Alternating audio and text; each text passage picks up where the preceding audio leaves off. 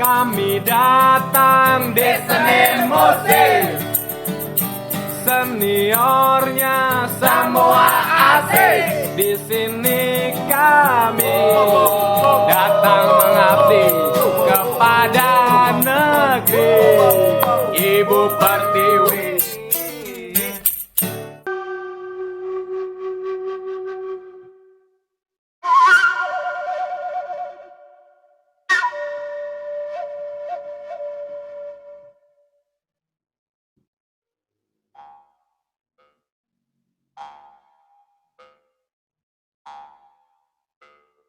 Pun sampun paralun, itis waris tigalur karuhun, pajajaran sampurasun.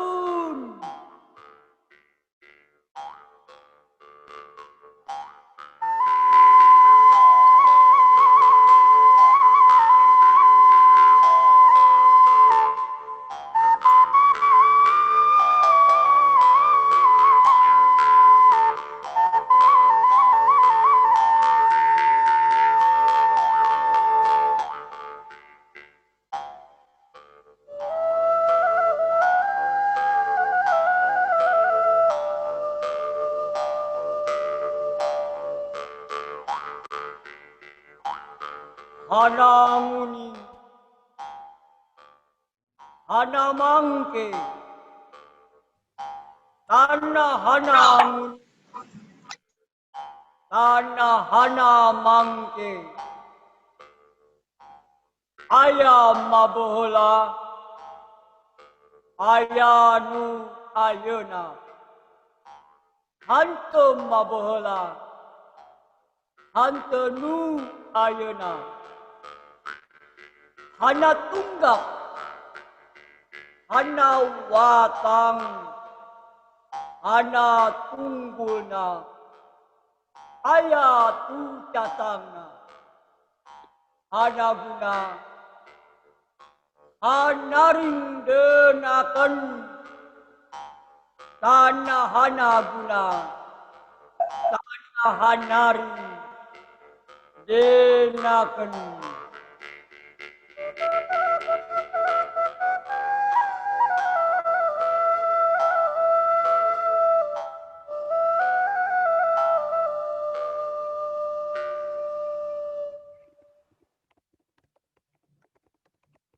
Sebelumnya saya mau menyapa narasumber. Selamat malam narasumber. Ada Kak Olivia, Kak Ricky Yap. Selamat malam. Halo Kak. Halo. Dan Kak Kezia Putri. Malam. Halo Kak. Ya, saya akan membacakan biografi singkat dari para narasumber ini. Yang pertama ada Kak Olivia.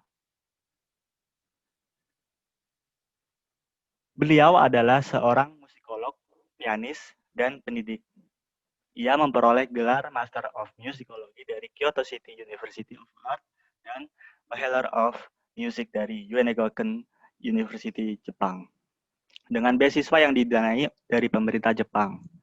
Saat ini menjabat sebagai staf pengajar Konservatorium Musik Universitas Pelita Harapan. Nah, narasumber yang kedua ada Kari Kiap. Nah, beliau adalah seorang komposer dan konduktor. Sejak muda, ia belajar piano klasik dan organ pipa. Kemudian beliau melanjutkan studi program magister komposisi di University of Philippine dan di Maastricht Conservatorium, Netherlands. Sebagai komposer, ia banyak menorehkan prestasi, baik di festival musik maupun kompetisi, di Asia maupun Eropa. Saat ini, ia bekerja sebagai pengajar musik di Konservatorium Musik Universitas Pelita Harapan, Karawaci. Kemudian narasumber yang ketiga ada Kak Kezia Putri. Beliau menyelesaikan studi sarjananya di Konservatorium Musik UPH dengan konsentrasi musik terapi pada tahun 2016.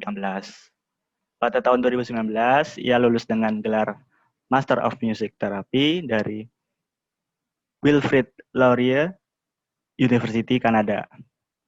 Pada tahun yang sama, ia memperoleh sertifikasi MTBC dari Badan Sertifikasi Terapis Musik. Dan ini menjadikannya satu-satunya terapis musik di Indonesia yang saat ini memegang sertifikasi CBMT ini. Selain dari MTBC, ia juga memperoleh sertifikasi dari MTA dari Asosiasi Terapis Musik Kanada. Nah, ini sekilas profil singkat dari kampus UPH, di mana adalah perguruan tinggi swasta yang berlokasi di Tangerang, S1-nya dan program magisternya ada di Semanggi, Jakarta. Nah, kampus ini ada banyak fakultas ya sebenarnya, tapi untuk yang konservatori musiknya, dia ada beberapa konsentrasi, di antaranya classical performance, jazz dan pop performance, music education, music therapy, music composition and film scoring, performing art, production and management, sound design, dan music production. Nah, diskusi kali ini, SIKJ bekerja sama dengan Konservatori Musik Universitas Pelita Harapan, menghadirkan para narasumber juga selaku dosen dan peneliti musik yang bergelut di wilayah musik serta akademi musik. Bagaimana musisi Indonesia saat masa pandemi seperti ini? Oke, langsung saja kami persilahkan pada narasumber. Terima kasih. Oke, saya akan share screen di sini karena kami udah menyiapkan ini materinya. Mari kita Saya bakal membahas ya tentang survei musisi yang telah kami sebarkan sebenarnya dari September lalu. Tapi sebelumnya saya pengen bilang terima kasih banyak kepada pihak SIKJ ya yang sudah menginisiasi acara ini. Kami berharap kedepannya kita bisa lebih akrab lagi dan bisa membuat sesuatu yang lebih berguna lagi untuk kesejahteraan musisi di Indonesia. Oke, jadi saya akan coba dari sini saya akan jelaskan latar belakangnya. Sebelum saya ke fakta-fakta yang ada, saya ingin menceritakan. Jadi bahwa ini kenapa ya tiba-tiba mau meneliti, kenapa tiba-tiba mau survei. Karena ya ini sebenarnya personal reason juga. Jadi kita melihat, sesama teman kami banyak yang kehilangan pekerjaan.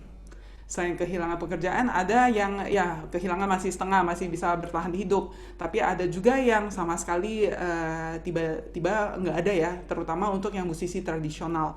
Nah, kalau kita melihat fakta yang ada, kita tahu bahwa wabah COVID-19 itu dinyatakan sebagai pandemi itu tanggal 15 Maret 2020. Jadi sudah lumayan lama ya sampai ke Oktober ini. Dan kebijakan PSBB diterapkan oleh pemerintah supaya ya mengendalikan penyebaran sebenarnya. Nah, kebijakan PSBB ini meliputi pembatasan kegiatan di tempat atau fasilitas umum. Nah, berarti orang itu nggak boleh berkerumun, termasuk kegiatan sosial dan budaya semua itu di stop ya atau diberhentikan. Dan akhirnya pekerja seni, pekerja sosial, pekerja budaya juga menjadi berdampak. Kalau kita melihat dari sumber dari Kemendikbud, Kemenparekraf, terus sama Koalisi Seni Indonesia, ini terdapat 226.568 seniman dan pekerja kreatif yang terdampak pandemi COVID-19 di seluruh Indonesia. Dan acara seni yang ditunda atau dibatalkan itu adalah sebesar 204. Dan ini adalah data dari Juni ya. Jadi kemungkinan bertambah nih ya sampai Oktober sekarang ini. Jadi ada kemungkinan lebih daripada ini. Dan ada juga misalnya kalau kita lihat artikel di media massa, misalnya contoh Persatuan Musisi Kafe Indonesia, dia menyatakan bahwa ribuan anggotanya telah kehilangan pekerjaan karena pemerintah melarang musisi kafe tampil selama pandemi virus COVID-19. Dan ini saya yakin ini hanya satu bagian dari banyaknya musisi di Indonesia. Perlu diketahui juga musisi yang kita cakup di sini adalah dari berbagai pihak. Jadi maksudnya berbagai pihak. Kalau kita tarik kembali ke Merriam-Webster Dictionary atau ke ke kamus ya gitu ya. Musisi itu adalah seseorang yang bekerja di bidang musik.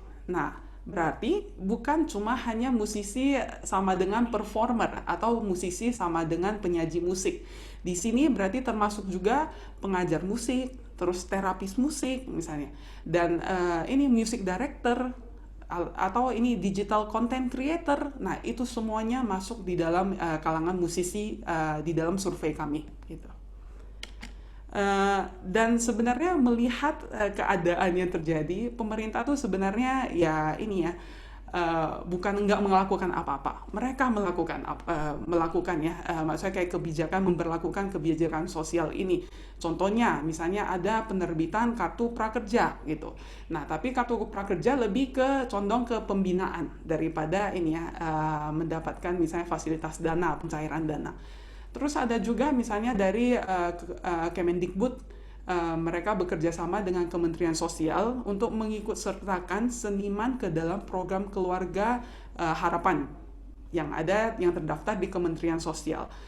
Ada juga dari Kementerian Keuangan, mereka memberlakukan insentif pajak penghasilan dan pertambahan nilai kepada pelaku usaha industri kreatif yang terdampak pandemi. Terus kalau misalnya kita lihat dari pemerintah Kota Malang sendiri, mereka memberikan 300.000 per bulan kepada pelaku seni di Kota Malang. Nah, tapi dari artikelnya kelihatan bahwa pemerintah tuh masih belum punya data nih yang pasti. Jadi mereka tuh masih door to door kasihnya. Berarti ada kemungkinan ada yang belum dapat untuk bantuan ini. Ada juga dari misalnya Pemprov DKI, mereka juga ini ya membagikan 500 paket sembako kepada pekerja seni. Padahal kita tahu ya pekerja seni di Pemprov DKI harusnya lebih daripada ini, misalnya gitu. Tapi bukan berarti mereka tidak melakukan. Jadi pemerintah sebenarnya berupaya supaya bisa memberikan bantuan kepada pelaku seni. Dan kalau kita lihat lagi, mungkin yang sekarang ini yang paling kelihatan, yang paling bisa dapat ya dananya itu adalah lewat ini ya, apresiasi pelaku budaya atau APB dari Dirjen Kebudayaan sebenarnya. Dan ini merupakan program untuk pembinaan terhadap para pelaku budaya yang aktivitas budayanya terdampak dari akibat wabah COVID. Adapun bantuannya itu adalah sebesar 1 juta kepada penerima layanan yang telah melakukan validasi dan terverifikasi. Nah, pelayanan ini pro dan kontra sebenarnya kalau kita lihat ya. Jadi ada 2 tahap sebenarnya, April Agustus 2020. Akan tetapi pencairan dana ternyata dalam pelaksanaannya September untuk yang tahap pertama masih ada 5 ribuan yang masih belum cair dananya. Jadi dari misalnya 10.000 yang berhasil untuk apply, berhasil untuk memverifikasi data ya, cuma 4.500-an yang telah menerima bantuan. Dan ternyata dari beberapa pelaku seni itu bilang bahwa ternyata mereka nggak menerima 1 juta penuh. Nah, mungkin ada beberapa sistem yang kayaknya masih perlu diperbaiki lagi atau dikembangkan lagi. Di sini jadi kita menemukan tantangan sebenarnya. Jadi masih banyak pelaku seni atau budaya yang masih belum terdaftar untuk menerima bantuan. Itu satu. Terus yang kedua, belum ada data yang pasti mengenai jumlah pelaku seni atau budaya beserta misalnya kegiatan sama karyanya di Indonesia. Ini cuma bisa dilakukan kalau kita bersama-sama sebenarnya, gotong royong ya. Jadi untuk melakukan survei besar-besaran. Karena selama ini data yang misalnya kita dapat, terus misalnya data yang pemerintah dapat, terus yang dari komunitas dapatnya, itu beda-beda. Nah, jadi mungkin kayaknya kita perlu diskusi nih untuk gimana caranya supaya kita punya data yang pasti. Seperti misalnya yang ada di negara yang sudah lebih maju ya. Mereka tuh sistem pendataan itu udah yang paling beda sekali kalau misalnya kita bandingkan dengan misalnya sistem pendataan di Indonesia. Nah, untuk yang survei kali ini, tadi itu adalah latar belakangnya, kami ingin mencari tahu apakah pandemi COVID-19 berdampak kepada kesejahteraan musisi Indonesia secara signifikan. Nah, dan berarti ya kita bertujuan untuk menganalisis ada atau tidaknya dampak signifikan dari pandemi COVID-19 terhadap kesejahteraan musisi Indonesia. Dan kita berharap untuk memberikan gambaran umum kepada masyarakat luas ya tentang kondisi musisi Indonesia yang sekarang terdampak pandemi COVID. Dan semoga ini bisa dipakai untuk penelitian atau penentuan kebijakan selanjutnya yang lebih tepat guna. Di sini saya ingin garis bawahi, Jadi kami tidak memberikan solusi dari survei ini. Jadi kami hanya menyajikan data. Kenapa? Kalau tidak ada fakta, tidak ada data, kita nggak bisa cari solusinya. Nah, jadi untuk cari solusi mungkin dari diskusi ini kita bakal berkembang lagi untuk penelitian yang bersifat lebih kualitatif ya, dibandingkan misalnya yang kuantitatif sekarang ini. Nah, tentang survei kami, survei kami telah diisi oleh 581 responden dari seluruh provinsi di Indonesia. Jadi setiap provinsi dari 35 provinsi kita semua sudah ada respondennya. Cuma nanti kita bakal bahas lagi, jadi bahwa ada beberapa daerah memang masih sedikit sekali respondennya. Jadi misalnya contoh Aceh cuma hanya 1 responden. Nah, Kalimantan Utara juga sedikit. Paling banyak itu memang adalah di DKI Jakarta dan ini yang Pulau Jawa lah ya. Jadi Banten gitu, semua masuk di dalamnya. Dan jumlah ini sebenarnya kalau kita bandingkan ya dengan misalnya tadi jumlah 200-an musisi Indonesia sangatlah kecil. Kami tahu itu sangat kecil. Tapi ya mungkin itu adalah bagian dari diskusi ya, gimana caranya supaya bisa menjangkau seluruh kalangan ya musisi mau dari segala background gitu ya untuk bisa mengisi sebenarnya menjadi responden dari suatu survei gitu, terutama untuk yang musisi. Dan survei kami telah disebar dan diisi dalam kurun waktu 35 hari, jadi dari tanggal 1 September sampai dengan 5 Oktober 2020. Survei kami berbentuk daring dan berbentuk Google Forms yang kami bagikan melalui aplikasi sosmed ya, jadi dari Facebook, Instagram, terus dari WhatsApp dan sejenisnya. Dan kami menanyakan sebanyak 31 pertanyaan yang meliputi aspek platform yang dipakai, misalnya sebelum dan sesudah pandemi, dan aspek finansial sebelum dan sesudah juga, dan juga aspek mental, apa yang dirasakan selama pandemi ini. Setelah itu, data yang kami publikasikan di sini, kami akan memberi angka-angka ya sebenarnya presentasinya. Ini hanya data sementara yang merupakan data hasil coding. Karena kita baru tutup nih 5 Oktober lalu. Dan survei ini kami berencana untuk menggunakan uji komparatif non-parametris untuk mengetahui adanya dampak signifikan atau enggak dengan uji chi-square atau chi-kuadrat. Oke.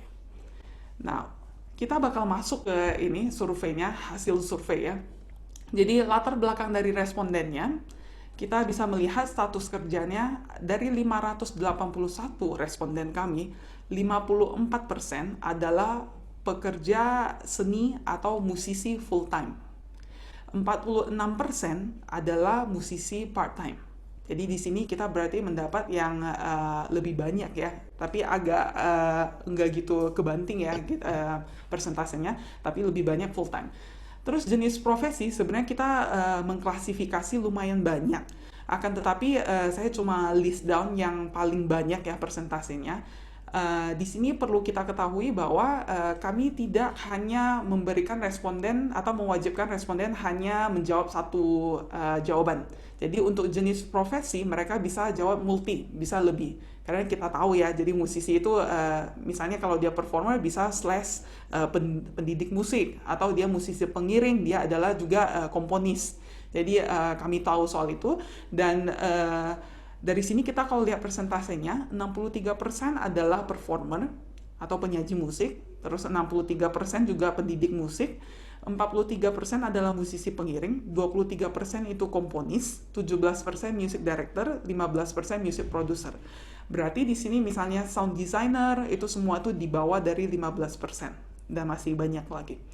Dan statusnya kami membagi ya, jadi mahasiswa atau bukan mahasiswa. Nah, di sini kami dapatkan responden kami itu adalah 78% adalah bukan mahasiswa. Berarti mereka harus bekerja ya untuk menghasilkan penghasilan gitu. Ini adalah gender, usia, dan status responden kami. Dari gender, kebanyakan pria, jadi 62% adalah pria, 38% adalah wanita. Dan dari usia itu sebenarnya kita membagi ada yang di bawah 17 tahun dan di atas 50 tahun juga. Cuma persentasenya kecil. Jadi yang paling banyak itu adalah 29%, 31 sampai 40 tahun. Ini disebut masa-masa ini ya, dewasa gitu ya. Terus 21%, 26 sampai 30 tahun. Terus 17%, 18 sampai 22 tahun, dan seterusnya di sini. Jadi kita bisa lihat bahwa ini adalah usia produktif ya dari para responden kami. Dan untuk status, 59% belum menikah, 41% sudah menikah. Nah, di sini kami merasakan, agak ini ya, beda. Jadi biasanya kalau di pikiran kita kalau sudah menikah baru ada tanggungan. Nah, tapi di sini kita mendapatkan ya dari survei ini bahwa yang tidak menikah, yang belum menikah juga ternyata beberapa memiliki tanggungan. Misalnya tanggungan dari ini ya, orang tua atau saudara gitu. Dan kita melihat dari sini tanggungan 58% ternyata memiliki tanggungan. Di sini kita sebenarnya kategorikan jadi tanggungan yang 1 orang, 2 orang sampai ke yang 4 orang ke atas. Tapi yang paling banyak 29% itu memiliki tanggungan 2 orang. Dan 42% menyatakan bahwa mereka tidak memiliki tanggungan. Nah, untuk yang slide kali ini Pak Riki yang akan menjelaskan. Silakan Pak Riki. Ya, oke. Selamat malam semuanya. Saya akan melanjutkan pemaparan slide yang dalam hal ini kita akan melihat masalah genre dan juga instrumen ya. Di sini ini persentase yang diambil ini adalah kita ambil yang besar-besar gitu. Sebetulnya masih banyak yang lain-lain yang cuma lebih kecil porsinya. Jadi kalau di masalah genre, kalau untuk pop ini kita mendapat 77%. Untuk yang klasik 52%, untuk yang jazz 36%, dan ini di sini kita ada klasifikasikan lebih agak sedikit khusus musik gereja 34%, tapi sebetulnya juga ada musik religi gitu ya. Terus R&B 24% dan musik tradisional 23%. Sedangkan untuk instrumen yang cukup dominan adalah keyboard dengan 56%, string 38%, vokal 32%, electronic music 13, dan yang paling kecil di sini perkusi. Oke, bisa yang selanjutnya. Oke, nah sekarang yang masalah domisili dan lokasi aktivitas. Nah, ini juga kita ambil yang dari di sini ada 4 bagian ya. Jadi ada yang domisili dia di mana, terus juga lokasi aktivitas ini sebelum pandemi, dan juga lokasi aktivitas setelah pandemi, dan juga di sini yang terakhir adalah setelah new normal ya. Jadi kita bagi dalam 4 bagian. Jadi ini sebetulnya seperti yang tadi dipaparkan bahwa kita ambil dari seluruh provinsi, tapi ini kita ambil yang besar-besar aja juga dulu. Jadi misalnya untuk DKI di sini 32% gitu ya. Banten 16, Jawa Barat 13. Tapi kalau dilihat di sini sebelum pandemi ini di sini tertera DKI ini 57%. Artinya walaupun dia jadi artinya banyak musisi yang dari luar mungkin dari Jakarta dan sekitarnya ini istilahnya mencari berprofesi sebagai musisi di Jakarta. Artinya mereka traveling kalau di sini gitu ya. Kalau kita bisa lihat, sedangkan domisili ini cuma 32%. Jadi ada sedikit penambahan 25% gitu ya. Tapi setelah pandemi kita lihat di sini cukup merosot ya gitu ya, yang tadinya orang-orang musisi dari sekitar 57 turun ke 35 gitu ya. Terus waktu new normal ya ada sedikit kenaikan lagi ya karena mungkin di sini udah orang-orang mulai beraktivitas, jadi ada kenaikan 39%. Demikian juga dengan yang di Provinsi Banten dari 16 terus ya sebelum pandemi jadi 19. Setelah 15 dan new normal 16%. Ya, jadi ini kita ambil persentase yang besar-besar dulu gitu ya. Jadi karena menjadi satu tolak ukur gitu ya. Oke, yang berikutnya. Nah, sedangkan untuk metode kerja di sini juga kita bagi sebelum pandemi, setelah pandemi dan juga selama new normal. Jadi kalau kita lihat di sini sebelum pandemi on-site itu adalah 92%. Artinya memang musisi Indonesia lebih banyak ya gitu ya melakukan profesinya secara onsite gitu ya, secara tatap muka gitu ya. Tapi setelah pandemi kita lihat di sini angkanya menurun drastis dari 92 ke 17 ya. Ini kan memberi indikasi bahwa memang musisi di Indonesia ya mungkin belum terbiasa ya dengan yang bersifat online begitu ya, karena ini di sini drastis sekali gitu, dan waktu new normal agak sedikit naik gitu ya. Jadi kalau dibalik ke yang kotak pertama sebelum pandemi, online-nya cuma 8%, tapi setelah pandemi kita lihat ini kenaikannya drastis sekali ya, karena kan semua orang beralih ke online gitu ya. Jadi dari 8 ke 72 ini cukup signifikan gitu ya. Terus new normal ya balik lagi ke 70% gitu. Terus kalau online tidak live ya ini kan sifatnya recording gitu ya. Jadi dari 17 naik ke 46, terus setelah new normal ya ini nggak terlalu banyak berubah. Ya jadi ini mungkin mencerminkan pola kerja atau ya pola profesi dari para musisi ya yang saya lihat belum terlalu terbiasa dengan online. Jadi lebih banyak live gitu. Oke, yang berikutnya. Oke juga ya ini juga ini yang platform. Seperti kita lihat waktu awal tahun ini, waktu mulai pandemi COVID ya, waktu itu kan juga baru masuk Zoom ya, seingat saya. Jadi waktu itu belum ini, tapi langsung setelah khususnya di Indonesia itu langsung booming kan. Zoom itu di sini langsung menepati posisi yang cukup signifikan 63% gitu ya. YouTube masih dipakai juga 47%. Sama juga dengan Instagram, WhatsApp gitu ya, ya email ya masih biasa. Nah, cuman untuk Microsoft Teams ini mungkin untuk ya sedikit masih inilah terbatas karena cuma dipakai di institusi. Ya, jadi saya lihat ya saya sih melihat ini satu nilai plus tersendiri ya ketika waktu awal pandemi gitu, tiba-tiba ada Zoom masuk juga begitu, itu jadi booming gitu ya. Itu bagi saya, wah ini berkat Tuhan yang luar biasa buat kita ya di dalam kesulitan pandemi begini, tapi tetap ada hal-hal yang ya istilahnya Tuhan masih beranugerah lah gitu buat kita ya. Jadi orang banyak beralih ke platform Zoom ini kira-kira gitu. Berikutnya. Nah, pendapatan. Nah, ini juga yang perlu kita sorotin ya. Jadi kita membagi dua bagian. Jadi pendapatan musisi sebelum pandemi dan setelah pandemi. Dan ini kita bagi menjadi 5 bagian gitu ya, 5 kelompok ya. Yang di bawah 1 juta, terus 1 juta sampai 4,9 ya. Terus ya ini 5 sampai 9,9. Dan yang di sini 10 sampai 20 dan yang terakhir di atas 20. Jadi kalau bisa dilihat di sini sebelum pandemi yang di bawah 1 juta cuma 9%, ya kecil. Tapi setelah pandemi, nah ini bisa dilihat, ini makanya kita highlight pakai yang merah ya. Setelah pandemi ini menurun drastis dari 9 ke 47. Jadi ini satu pukulan yang telak gitu ya untuk para musisi gitu ya yang berpenghasilan kecil seperti ini begitu.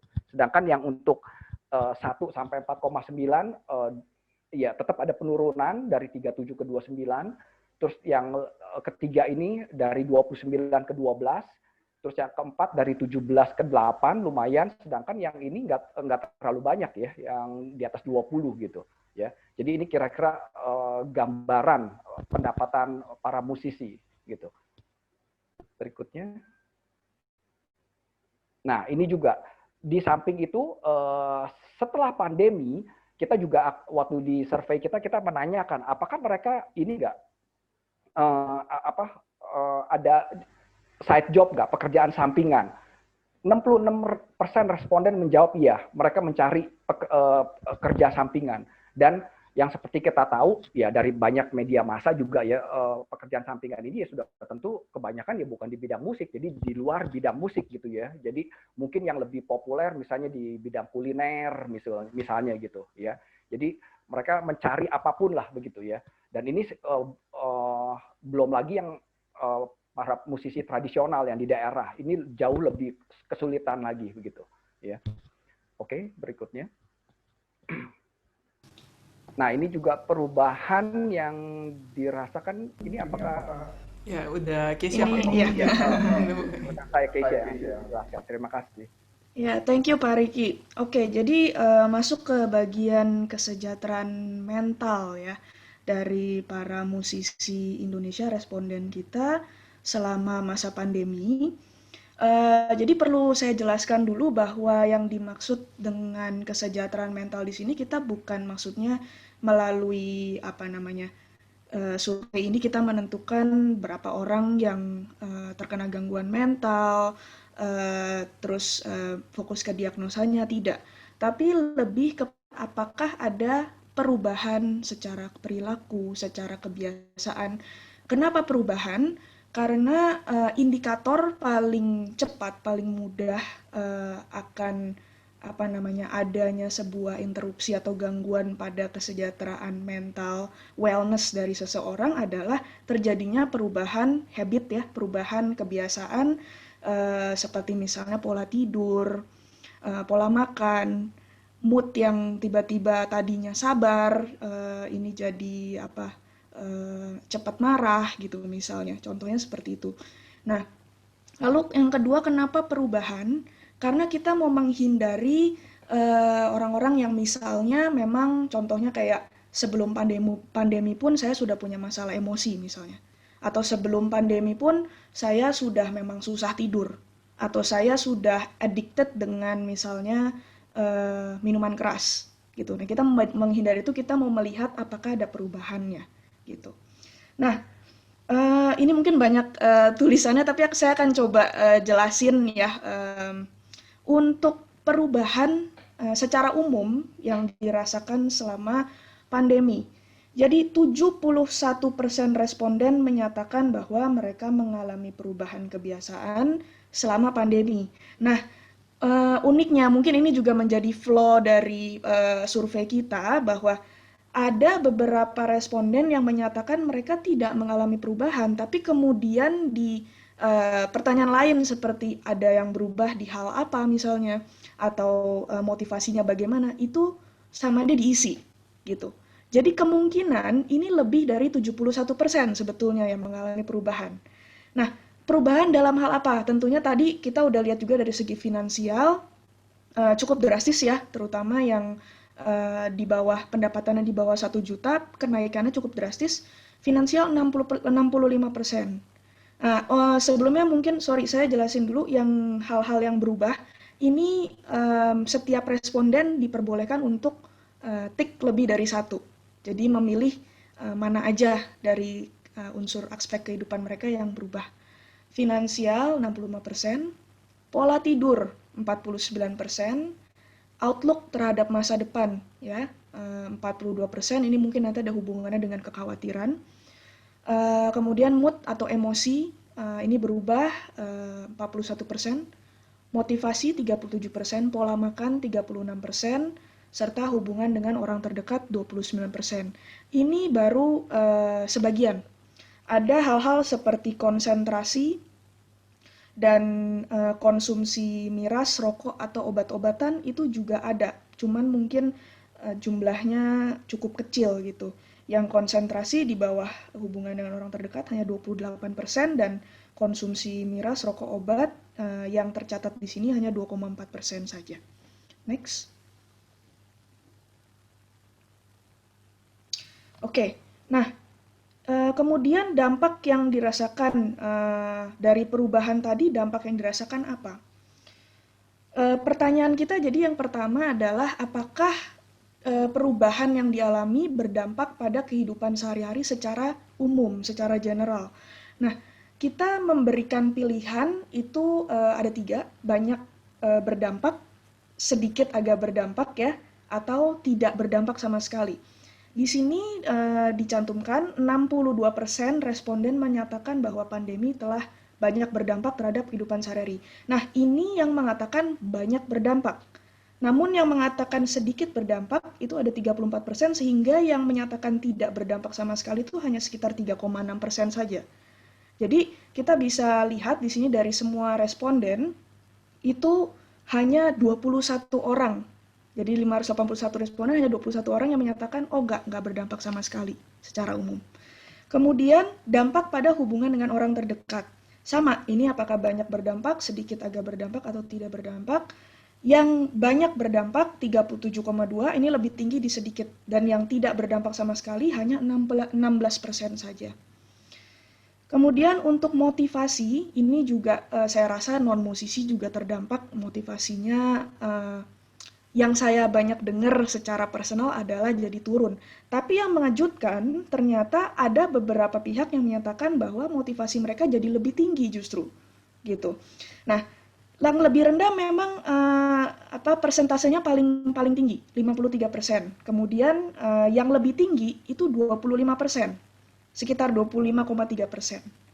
Nah, kemudian apakah perubahan tadi berdampak pada apakah kamu merasakan kekhawatiran? Ini pertanyaan selanjutnya. Tidak pernah, kadang-kadang, atau sering. Jadi 43% ini, angka 43% adalah yang menyatakan bahwa mereka sering merasa khawatir. Yang tidak pernah sama sekali merasakan khawatir hanya 4% saja.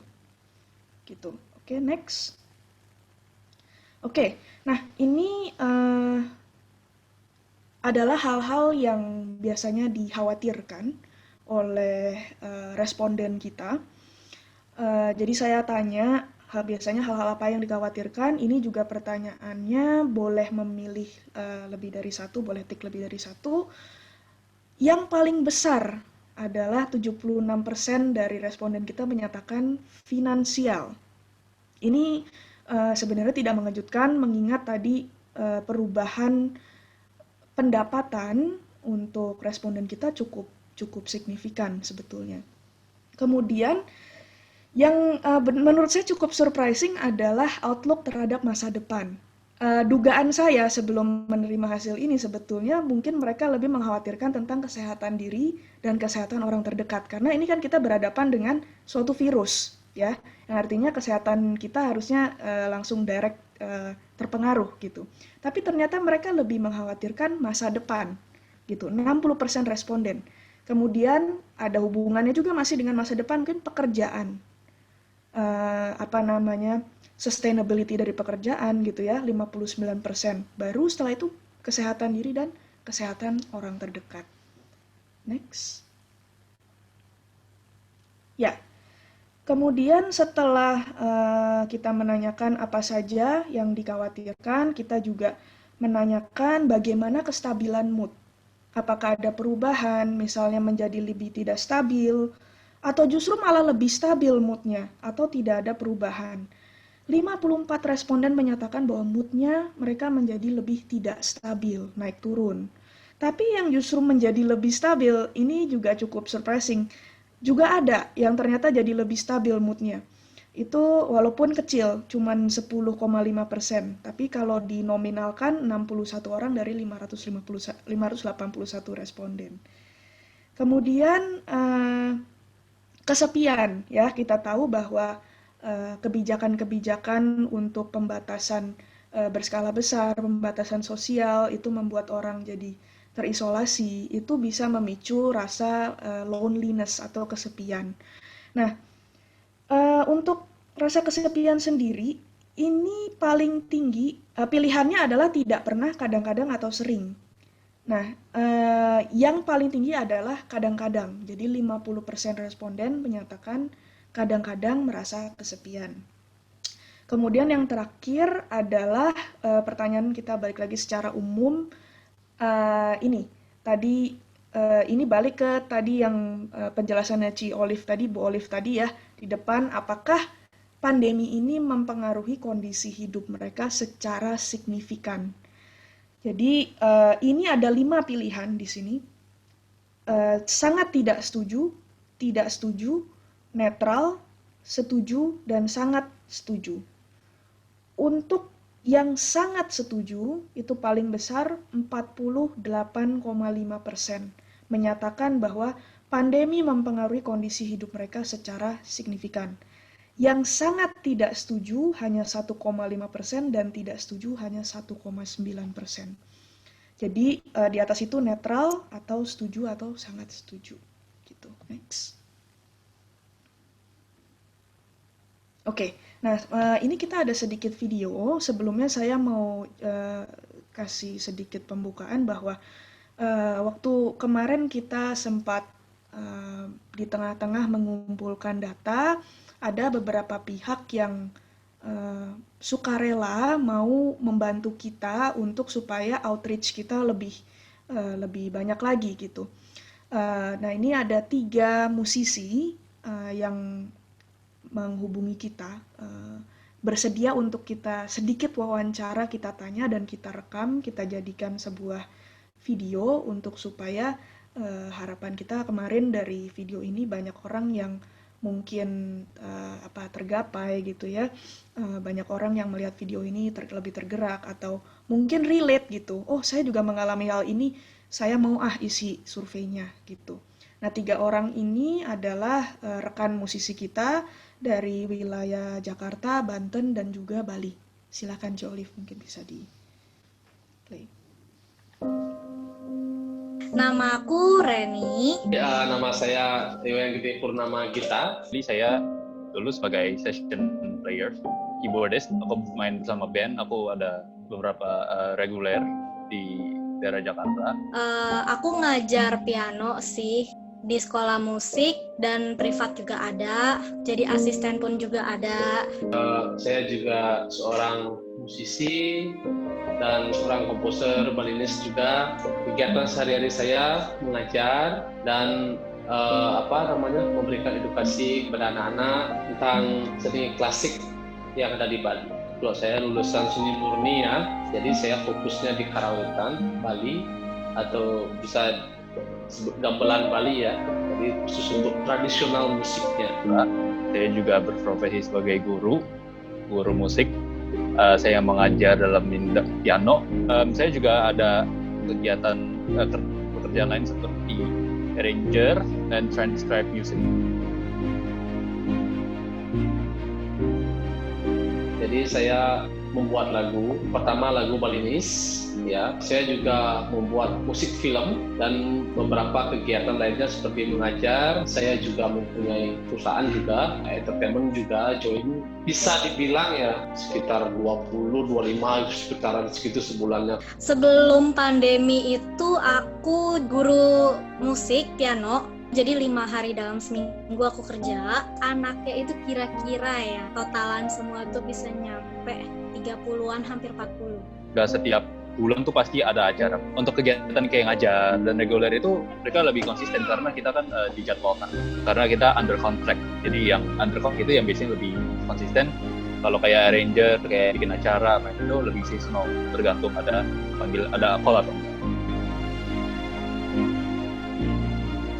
Paling noticeable, panggung udah mulai vakum karena main di tempat mungkin tidak boleh. Reguleran berhenti sejenak, apalagi selama PSBB. Yang paling kelihatan sih manggungnya. Bisa dibilang dari bulan Maret sampai Mei itu hampir gak ada. Saya megang 5 hotel, April semuanya stop. Semuanya stop, entertainment stop, semuanya stop, tidak ada tempat mengajar juga stop. Juli, Juni sudah menurun dan mentok di 400 ya, mentok 400. Pasti pendapatanku dari sana itu pasti jauh banget jatuh, berkurang. Udah gitu anak-anak punya concern sama anak-anak punya minat itu jadi jauh berkurang, dan lebih lagi beberapa orang tua tuh masih berpikir kalau les musik khususnya piano ya secara online itu tuh nonsense. Jadi dari Maret, April, Mei ya itu stuck di 10. Sampai saat ini jadi 15 anak.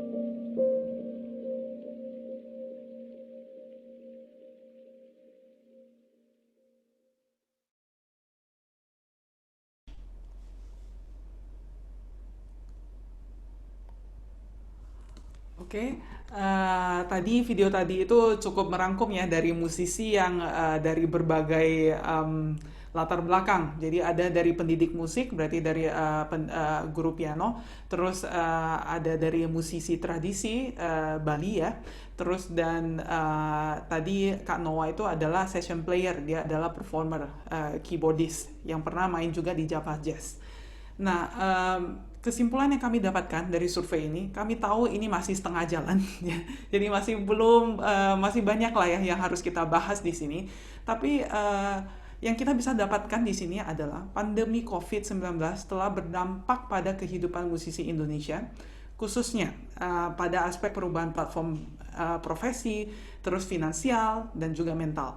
Dan kami mengerti ini masih perlu, supaya mengetahui ada tidaknya hubungan signifikan antar variabel, jadi antara pandemi COVID dan juga dengan kesejahteraan musisi, kami masih perlu melakukan analisis uji komparatif non-parametris chi-square. Dan ini akan kami lakukan setelah coding ini udah kelar ya, udah selesai. Dan setelah itu kami juga mengerti, jadi bahwa jumlah responden kami satu masih kurang kalau misalnya dibandingkan dengan jumlah total pelaku seni yang ada di Indonesia. Tapi kami sebenarnya telah berhasil untuk mencakup semua ya dari seluruh provinsi di Indonesia, meskipun jumlah responden masih belum merata. Dan oleh karena itu kita berharap sebenarnya untuk bisa menjangkau lebih banyak lagi responden dari khususnya kota-kota yang masih atau provinsi yang masih belum tercakup atau terjangkau. Setelah itu kami tahu bahwa supaya bisa mengetahui lebih dalam lagi, kami memerlukan penelitian selanjutnya yang bersifat kualitatif. Jadi bukan hanya penyajian data untuk kuantitatif atau berupa angka.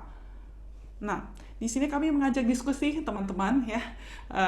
Kami di sini bukan sekali lagi dari survei ini kami bukan mau mencari solusi ya. Jadi menggalang dana misalnya contoh ya, bukan seperti itu. Akan tapi mungkin kita bisa berdiskusi untuk sesuatu yang lebih bisa berkontribusi kepada kesejahteraan musisi Indonesia ke depannya. Misalnya contoh dengan nomor 1, jadi bagaimana cara kita bisa menjangkau seluruh kalangan musisi di Indonesia. Kita tahu bahwa memang terdapat komunitas, terdapat koalisi misalnya. Akan tetapi masih ini kita sesama musisi kita tahu bahwa masing-masing itu melakukan pekerjaan sendiri tanpa ada suatu pendataan masif yang bisa mencakup semuanya. Dan bagaimana cara kita bisa menjangkau, apakah harus ada suatu sistem dari pemerintah sendiri atau semua komunitas harus bertemu dalam suatu conference, ya itu menjadi bahan diskusi kami. Dan yang kedua, apakah ada apa yang menjadi implikasi dari perubahan platform yang terjadi? Misalnya tadi kita melihat bahwa penyajian musik yang seharusnya on-site sekarang sudah berubah menjadi online. Dan apakah ke depannya dengan adaptasi kebiasaan baru, dengan sesuatu yang sudah berdampak sekali, apakah ini akan berubah esensi penyajian seni musiknya? Nah, ini menjadi bahan diskusi juga. Yang ketiga, apa yang sebenarnya menjadi kebutuhan utama dari musisi Indonesia? Kita lihat dari sana bahwa aspek finansial juga ada. Juga diperlukan ya. Apakah jangan-jangan musisi di Indonesia semuanya tuh bergulat kepada finansial?